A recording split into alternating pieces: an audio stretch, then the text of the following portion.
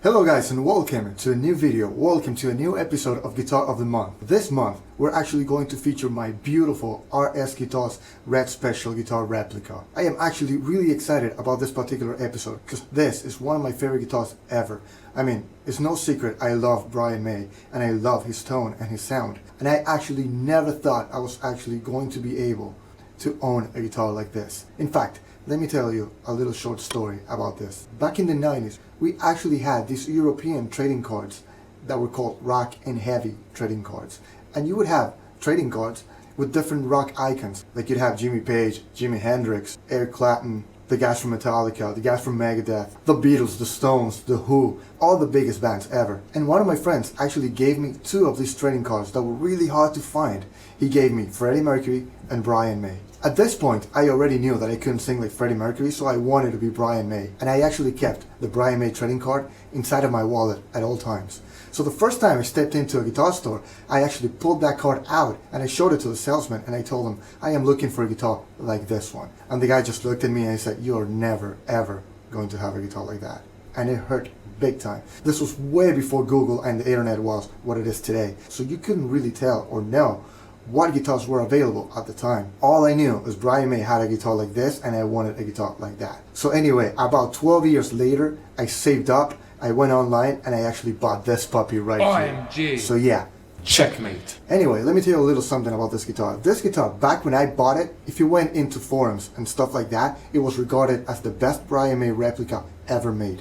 And I see why. I mean, it is pretty spot on. Now, the newer, really good Brian May replicas are actually based on Brian May's guitar as it is today. And this one is actually based on Brian May's guitar as it was back in the 70s and the 80s. If you look at Brian May's guitar today, it's actually got more of a brown hue as opposed to the cherry on this guitar here. But if you've been paying attention, the guitar is actually called Red Special, and it's called Red Special for a reason. The actual Brian May guitar was actually restored in 1998. And if you know anything about paint and guitar finishes, then you would know that back then, in the 60s, when Brian May first painted this guitar, paint was really not the same quality as it is today. So the paint of the guitar, the lacquer, would actually fade off and would actually react to smoke, to lighting, and a lot more stuff. And they still do today, at least the lower end paints do. So by the time Greg Fryer actually got to the guitar to restore it, it already had kind of a brownish hue because of the fact that the lacquer actually yellowed over time. So the red underneath plus the yellow on top gave it more of a brown color. So he decided to try to keep that as best as possible. A great example of this happening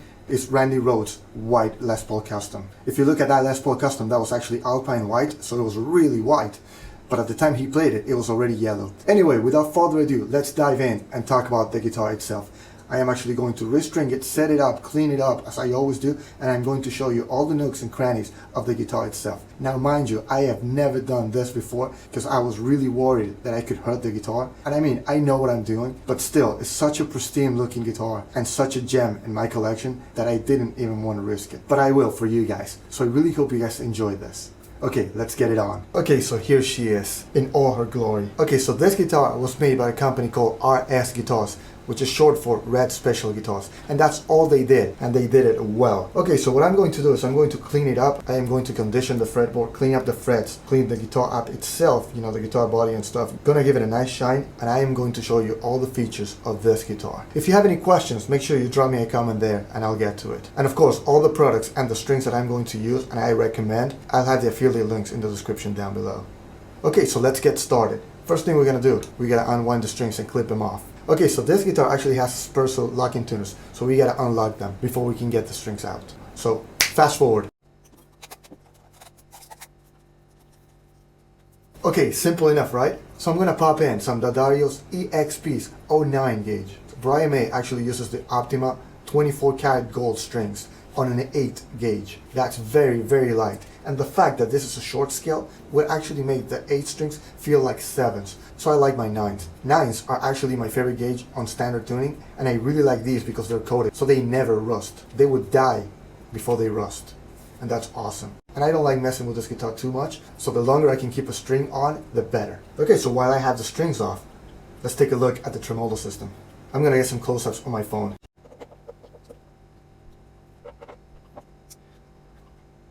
This is the tremolo system. Perfect system. Gotta get rid of this nut, just like the original. If you take a look here, you will see that Here's a piece of wood and there's a top.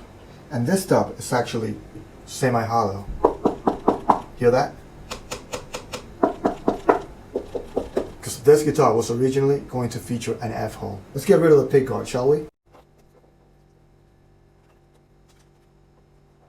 That was not easy. This fits really tightly. But here we go. Here's the pickguard. Now check this out. Oh wow. Oh wow. Let me get on my phone really quick. Check that out. So yeah, here's the long tenon that goes all the way down to over the middle pickup. And the pickups are actually screwed onto the body itself.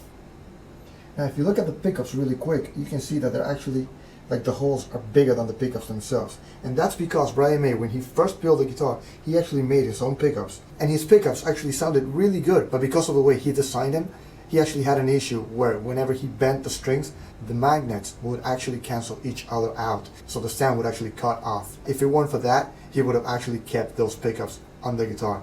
But since he couldn't really get them to work, he actually saved up and bought the Burns Trisonic pickups we know and love. Okay, so if you look at this cavity is huge. And it's the same thing on this side here, except on this side it's actually covered by wood. But see, it's all hollow. On this side, it's covered by the pickguard. And that's where all the wiring is. And take a look at that. You have one tone, one volume, one big ass capacitor, and the toggle switches. Let me explain to you the switches.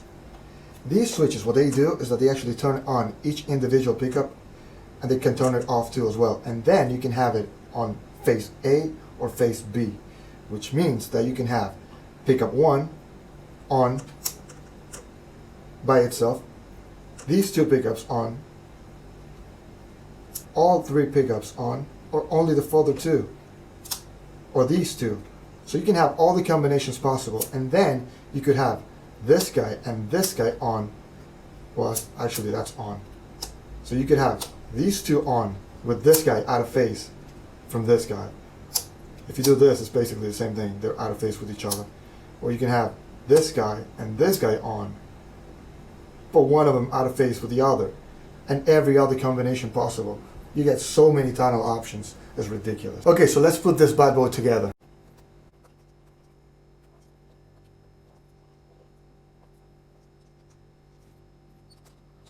Okay guys, so check this out. If you guys are into Queen or Brian May, then you'll notice that he actually plays with a tremolo arm a lot.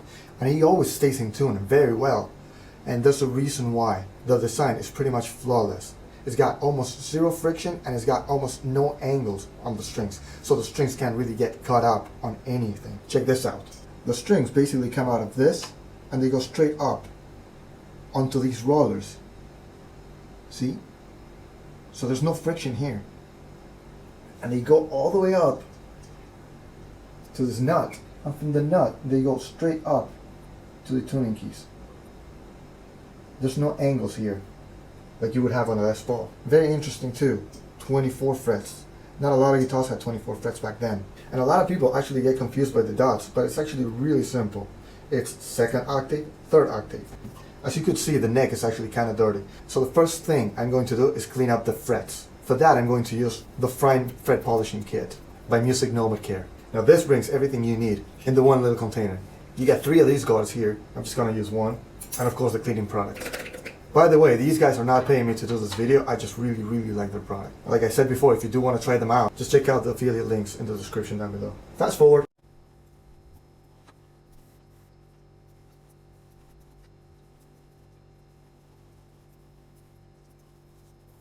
Okay, so let's see if it shows.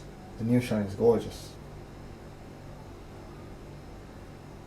And there you go. You can also use steel wool for this. 4/0 only. And you need to go with the grain, otherwise you're going to scratch it up.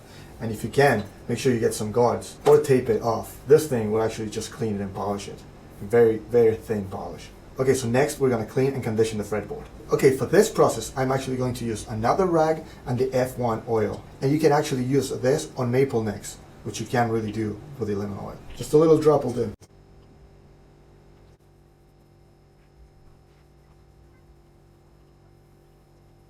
Oh mama.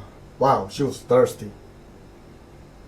Okay, so while we're waiting for this to dry out, let me show you the back of this guitar. That is a rare sight. Not a lot of people get to see that. Check this out. The guitar itself is actually a bolt-on. A lot of people would think that it was a neck through or maybe even a set neck, but no, it's actually a bolt-on. Brian's actually has a nut. He used to have a bolt, but he replaced it with a big nut. And then, like I said before, the locking tuners. Now, I can't really explain how thick this thing really is. Like I said on the previous video, one of my friends actually put it best. This neck is so thick that it feels like you're holding an apple. I mean, really, it's ridiculous. Okay, so the next step is going to be to clean up the guitar. I'm just going to use the mist and wipe, the Guitar Wand. That's actually what it's called, the Guitar Wand.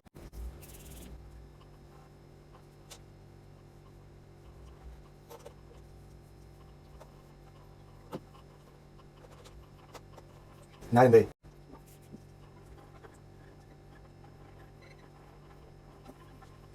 Well, I don't really know how well you guys can see it from there, but the guitar looks like it's brand new. It's ridiculous. I mean, check that out. Look at that shine. Okay, so we're about done at this point.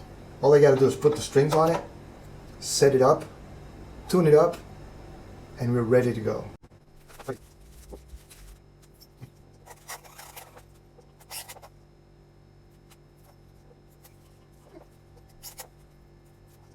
Okay, so the cool thing about having locking tuning keys is the fact that you don't need to have any slack at all. You can just pull the string all the way through, pull on it really hard and tighten it, and then just tune it up and you'll be good. And of course, clip off the ends.